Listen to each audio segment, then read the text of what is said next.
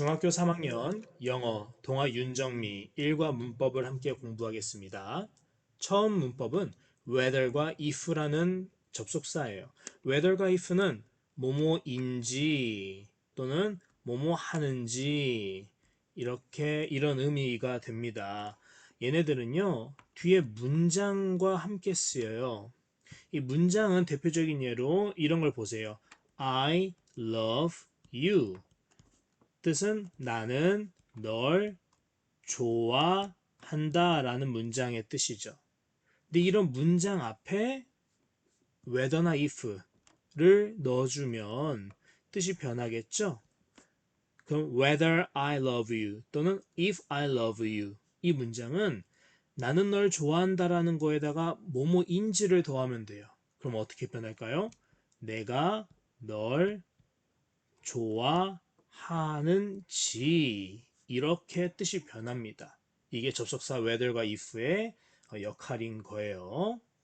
자, 보면은 이제 예문을 같이 볼 거예요. I didn't know. 나는 몰랐습니다. 나는 알 수 없었습니다. 라는 문장이에요. 자, I가 주어예요. 나는. 그 다음에 동사가 나오죠? 그게 바로 didn't know예요. 알 수 없었다. 자, know, 알다라는 동사 다음엔 반드시 목적어가 와요. 목적어는 무엇을 이런 뜻이죠. 나는 뭐뭐뭐뭐를 알 수 없었다. 그럼 뭐뭐를 자리에는 목적어 자리엔 반드시 명사가 와야 돼요. 왜냐하면 I didn't know 예를 들어 happy 라는 문장을 한번 넣어 볼게요. 나는 몰랐다, 알 수 없었다. happy, happy는 형용사예요. 명사가 아니에요. 형용사로서 뜻은 행복한이에요. 그럼 그대로 해석해 볼까요? 나는 행복한을 알 수 없었다. 말이 이상하죠. 그래서 여기 자리는 명사가 와서 행복 이런 식으로 명사형으로 와서 나는 행복이 무엇인지 알 수 없었다. 이렇게 해야만 말이 매끄럽게 되는 것이죠. 이처럼 목적어 자리에는 반드시 명사가 옵니다. 그러면 이 목적어 자리에 뭐가 왔냐면 이 문장이 왔거든요. I really enjoyed it. 뜻은 나는 really 정말로 it 그것을 enjoyed 좋아했어. 이런 뜻이에요. 자, 그럼 볼까요? 나는 몰랐다. 나는 정말로 그것을 좋아했다. 문장이 어떤 게 어색하죠? 네, 좀 더 정리해서 볼까요? 나는 I didn't know. 몰랐다. 뭘 몰랐을까요? 나는 정말로 그것을 좋아했다. 자, 이 문장에서 어색한 부분은 바로 네, 그렇죠. 두 문장이라는 거죠. 어떻게 바꿔줘야 돼요? 나는 몰랐다. 무엇을 몰랐을까요? 내가 정말로 그것을 좋아했는지. 이런 식으로 바꿔줘야 말이 되겠죠? 네, 그렇습니다. 이렇게 그냥 문장은 목적어에 넣을 수가 없어요. 목적어에 놓으려면 이렇게 좋아했다라는 부분이 뭐뭐 했는지 명사형으로 바꿔줘야 돼요. 이런 역할을 해주는 게 바로 whether과 if라는 것입니다. 자, 같이 읽어볼게요. 명사절을 이끄는 접속사 whether if. 자, 명사절이라는 것은 방금처럼 이 절이라는 것은 문장을 의미하는데요. 이 문장이 명사절, 명사가 되었다라는 의미에서 명사절이에요. I really enjoyed it. 이거 자체는 그냥 절입니다. 그냥 일반절, 평범한 문장이에요. 근데 앞에 whether랑 if랑 섞였으면은 합치면은 명사 역할을 해서 명사절이라고 하는 겁니다. 자, whether과 if는 뭐뭐인지 아닌지의 의미로 명사절을 이끄는 접속사이다. 자, 여기서 아닌지라는 말은 영어로 or not 이 단어가 이 뒤에 붙을 때만 이렇게 해석할 수 있는 거예요. 원래는 그냥 이렇게 해석합니다.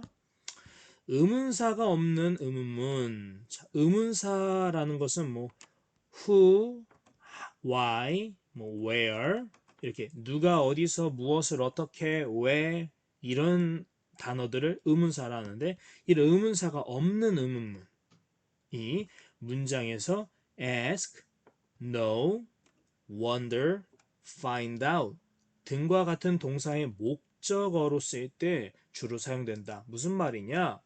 자, 이 문장이 know, 또 ask, wonder, find out. 뜻은 ask는 물어보다, know는 알다, wonder는 궁금해하다, find out, 알아내다. 이런 단어들과 같이 쓰입니다. 그래서 어떻게 해석하느냐? 이걸 예를 들면 내가 그것을 정말로 좋아하는지 물어보았다, 알았다, 궁금했다, 알아내었다. 이런 식으로 해석한다라는 거예요. 자, 봅시다. I wonder, 나는 궁금해요. 뭐가 궁금할까요? Whether Jack is at home. 잭이 집에 있는지 궁금해요. 대신 if를 써도 되는 거예요. 다음, do you know? 너는 아나요? 뭐를요? Whether she can play the piano. 그녀가 피아노를 연주할 수 있는지 do you know? 너는 알고 있나요? 이렇게 쓰이는 거예요. 참고를 볼게요. whether가 이끄는 절은 문장의 주어로 올 수 있어요. 주어라는 것은 문장의 가장 처음 자리 올 수 있어요. 대신 if는 주어 자리에 쓸 수가 없어요. 그래서 여기는 주어 자리에 whether가 올 때 whether는 if로 바꿀 수가 없는 거예요. 자, 또한 whether는 보어로도 쓸 수 있어요. The problem is whether she can finish the work by tomorrow. 주어. 자, 비동사가 오면은 뒤에는 반드시 주격 보어인 거예요. 주어를 꾸며주는 거예요. 그래서 문제는 뭐뭐뭐뭐뭐이다 이렇게 해석하는데요.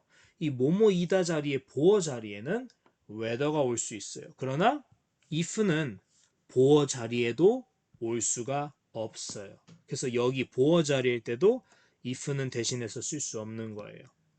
쉽게 알려드리면 주어 자리에는 whether만 온다.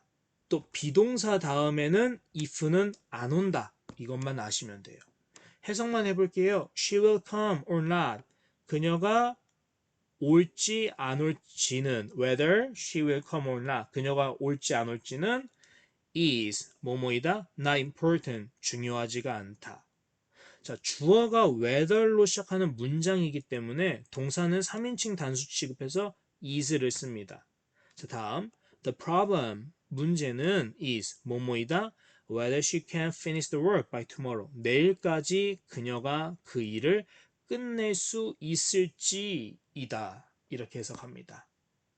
자, 두 번째 볼게요. whether는 뭐뭐이든 아니든 이라는 양보의 의미를 나타내는 부사절로 쓰일 수 있다. 쉽게 말해서 이런 식으로 whether it comes or not 하고 컴마가 온다라는 거예요.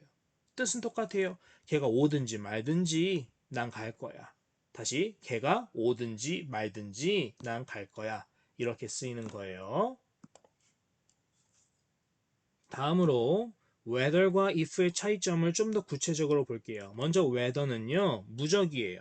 whether는 다 할 수 있어요. 주어 자리에도 올 수 있고요. 보어 자리에도 올 수 있어요. 또 or not 같은 경우에도 whether or not을 붙여서 쓸 수 있고 또는 그 사이에 이렇게 띄어서 쓸 수 있어요. 그래서 I don't know whether or not 이렇게 쓸 수도 있고 I don't know whether it's a good idea or not 이렇게 쓸 수도 있다라는 거예요. 그런데 if는 주어에도 못 오고 보어 자리에도 못 오고 게다가 목적어 자리에만 오는 거예요.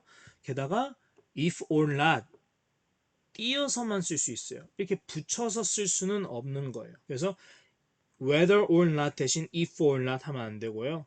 whether it's a good idea or not 대신 if it's a good idea or not 이렇게는 쓸 수 있는 거예요. 두 번째, whether는 투부정사랑 같이 쓸 수 있는데 if는 이것 또한 불가능해요. I couldn't decide. 나는 결정하지 못했다. whether. 그다음에 투부정사. 그래서 to accept는 받아들이다 이런 뜻이죠.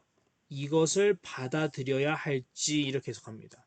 또는 refuse it. 이것을 refuse 거절해야 할지 나는 결정하지 못했다. whether 대신 if는 못 쓰겠죠? if는 to랑 못 써요. 그러면 학교에서는 시험이 어떻게 날까요? 뭐 쉽게 말하면 whether랑 if랑 고르는 문제가 나올 때 whether는 무적이죠. 뭐든 해도 돼요. 그래서 다 whether만 고르면 돼요. 웬만하면. if는 제한이 많으니까요. 자, 이런 꿀팁을 알려드렸어요. 두 번째 문법은 to 부정사의 형용사적 용법입니다. 문장을 같이 보시죠. I got a chance. 나는 주어, got 동사, chance 목적어. 나는 기회가 있었다 이런 뜻이에요. 나는 기회를 얻었다. 근데 기회인데 어떤 기회일까요? 이렇게 기회, 명사를 꾸며주고 싶죠? 그럴 때는 명사를 꾸며줄 수 있는 것은 형용사라고 했어요. 그래서 형용사는 어떤 이런 의미로 명사를 꾸며주니까 명사가 어떤지에서 어떤 명사 이렇게 어떤으로 해석한다 했어요. 그럼 chance 기회죠. 명사예요. 투부정사는 뒤에서 앞을 꾸며줘요. 어떤 기회요? to see. see는 보다죠. 그럼 합치면 볼 수 있는 기회 이렇게 해석하는 거예요. chance to see 볼 수 있는 기회. 무엇을? northern light 북극광은 오로라죠. 다음 I have many things. 나는 있어요. 많은 것들이 있어요. 자, many things. 많은 것들 명사죠. 근데 어떤 많은 것들일까요? 해서 to do now. 지금 do의 뜻은 하다니까. 지금 해야 할 많은 것들.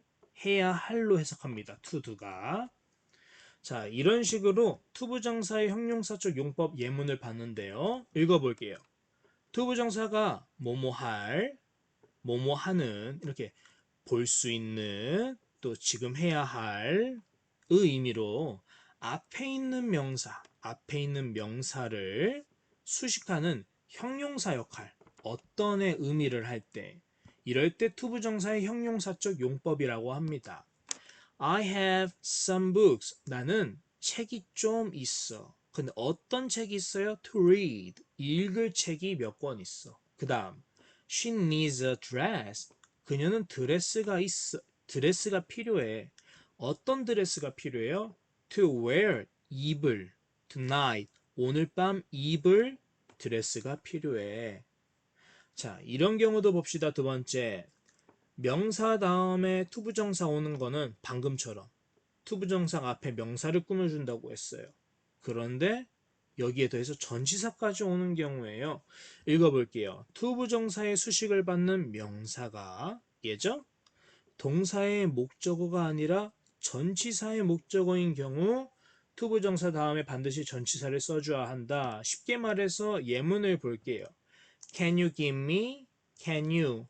해줄 수 있니? Give me. 나에게 주다. 나에게 줄 수 있나요? 무엇을? A chair. 의자를. 근데 어떤 의자예요? To sit on. 자, sit만 오면은 앉다예요. 그럼 앉을 의자. 한국말은 되거든요. 근데 영어에서는 sit chair 이렇게 쓰지 않아요. sit on chair 이렇게 씁니다. chair는 의자죠? sit은 앉다예요. 의자에 앉다 할 때 애가 영어에서는 on입니다. 그래서 on을 빼버리면 그냥 의자 앉다가 돼버려요. 곤란하죠? 의자에 앉다가 돼야 되니까 반드시 on을 넣어줘야 돼요. 그러면 sit 다음에 on이 와야 되는 이유 아시겠죠? 그 다음 문장도 봅시다. We are looking for. 우리는 뭐 하고 있어요? Looking for은 찾고 있다, 구하고 있다 이런 뜻이에요. 찾고 있어요. 무엇을 찾고 있어요? A house. 집을 찾고 있네요. 근데 어떤 집을 찾고 있어요? To live. 살 집을 찾고 있어요. 자, 근데 이것도 마찬가지예요. live house 하면은 집에서 살다 이런 말이 아니라 집 살다 이런 말이 돼요. 근데 live house 집에 살다 라고 말하고 싶으면 뭐뭐에 해당하는 거 집 안에니까 in을 넣어줘야 되는 거예요. 그래서 여기 in이 반드시 오는 겁니다. in이 없으면 live house 꼴이 되기 때문에 말이 안 되기 때문이죠. 이해되셨죠?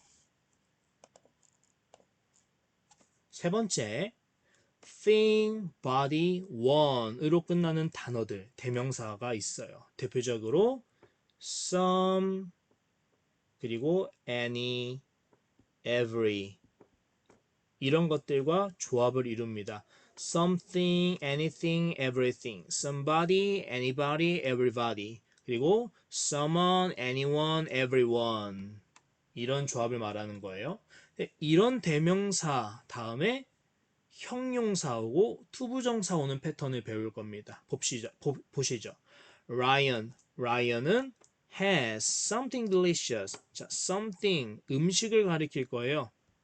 무언가라고 해석할게요. 무언가를 has 먹는다, 가지고 있다 이런 뜻이겠네요. 라이언은 무언가를 가지고 있어.